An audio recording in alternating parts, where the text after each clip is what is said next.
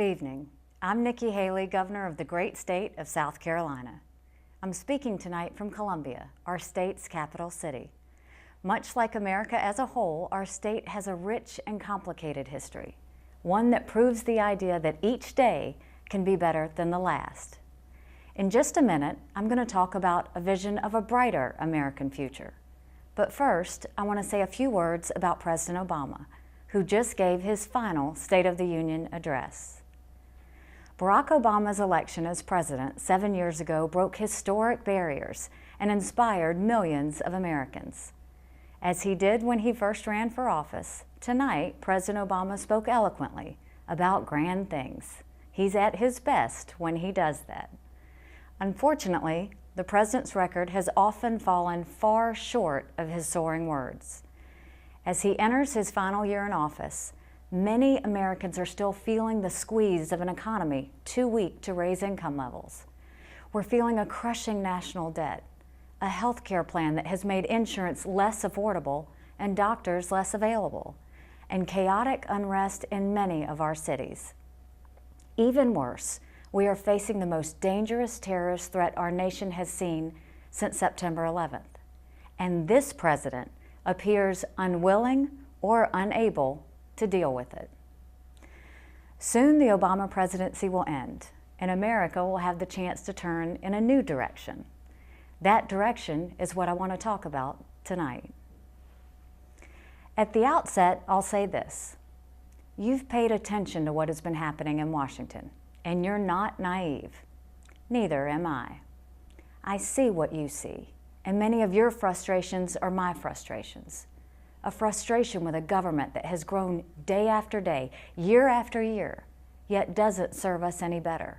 A frustration with the same endless conversations we hear over and over again. A frustration with promises made and never kept. We need to be honest with each other and with ourselves. While Democrats in Washington bear much responsibility for the problems facing America today, they do not bear it alone. There is more than enough blame to go around. We as Republicans need to own that truth. We need to recognize our contributions to the erosion of the public trust in America's leadership. We need to accept that we've played a role in how and why our government is broken. And then we need to fix it. The foundation that has made America that last best hope on earth hasn't gone anywhere. It still exists. It's up to us to return to it. For me, that starts right where it always has. I am the proud daughter of Indian immigrants who reminded my brothers, my sister, and me every day how blessed we were to live in this country. Growing up in the rural South, my family didn't look like our neighbors, and we didn't have much. There were times that were tough, but we had each other, and we had the opportunity to do anything, to be anything, as long as we were willing to work for it. My story is really not much different from millions of other Americans. Immigrants have been coming to our shores for generations to live the dream that is America. They wanted better for their children than for themselves. That remains the dream of all of us. And in this country, we have seen time and again that that dream is achievable. Today, we live in a time of threats like few others in recent memory. During anxious times, it can be tempting to follow the siren call of the angriest voices. We must resist that temptation. No one who is willing to work hard, abide by our laws, and love our traditions should ever feel unwelcome in this country. At the same time, that does not mean we just flat out open our borders. We can't do that. We cannot continue to allow immigrants to come here illegally. And in this age of terrorism, we must not let in refugees whose intentions cannot be determined. We must fix our broken immigration system. That means stopping illegal immigration, and it means welcoming properly vetted legal immigrants, regardless of their race or religion, just like we have for centuries. I have no doubt that if we act with proper focus, we can protect our borders, our sovereignty, and our citizens, all while remaining true to America's noblest legacies. This past summer, South Carolina was dealt a tragic blow. On an otherwise ordinary Wednesday evening in June, at the historic Mother Emanuel Church in Charleston, 12 faithful men and women, young and old, went to Bible study. That night, someone new joined them. He didn't look like them, didn't act like them, didn't sound like them. They didn't throw him out. They didn't call the police. Instead, they pulled up a chair and prayed with him for an hour. We lost 9 incredible souls that night. What happened after the tragedy is worth pausing to think about. Our state was struck with shock, pain, and fear, but our people would not allow hate to win. We didn't have violence, we had vigils. We didn't have riots, we had hugs. We didn't turn against each other's race or religion. We turned toward God and to the values that have long made our country the freest and greatest in the world. We removed a symbol that was being used to divide us, and we found a strength that united us against a domestic terrorist and the hate that filled him. There's an important lesson in this.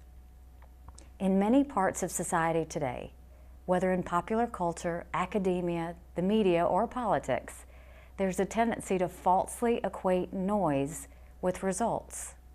Some people think that you have to be the loudest voice in the room to make a difference. That's just not true. Often the best thing we can do is turn down the volume. When the sound is quieter, you can actually hear what someone else is saying. And that can make a world of difference. Of course, that doesn't mean we won't have strong disagreements. We will. And as we usher in this new era, Republicans will stand up for our beliefs. If we held the White House, taxes would be lower for working families, and we'd put the brakes on runaway spending and debt.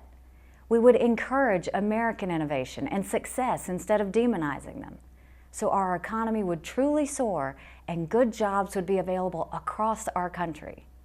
We would reform education so it worked best for students, parents, and teachers, not Washington bureaucrats and union bosses. We would end a disastrous healthcare program and replace it with reforms that lowered costs and actually let you keep your doctor. We would respect differences in modern families, but we would also insist on respect for religious liberty as a cornerstone of our democracy. We would recognize the importance of the separation of powers and honor the Constitution in its entirety, and yes, that includes the 2nd and 10th Amendments. We would make international agreements that were celebrated in Israel and protested in Iran, not the other way around. And rather than just thanking our brave men and women in uniform, we would actually strengthen our military, so both our friends and our enemies would know that America seeks peace. But when we fight wars, we win them. We have big decisions to make. Our country is being tested, but we've been tested in the past, and our people have always risen to the challenge. We have all the guidance we need to be safe and successful. Our forefathers paved the way for us. Let's take their values and their strengths and rededicate ourselves to doing whatever it takes to keep America the greatest country in the history of man and woman. Thank you, good night, and God bless.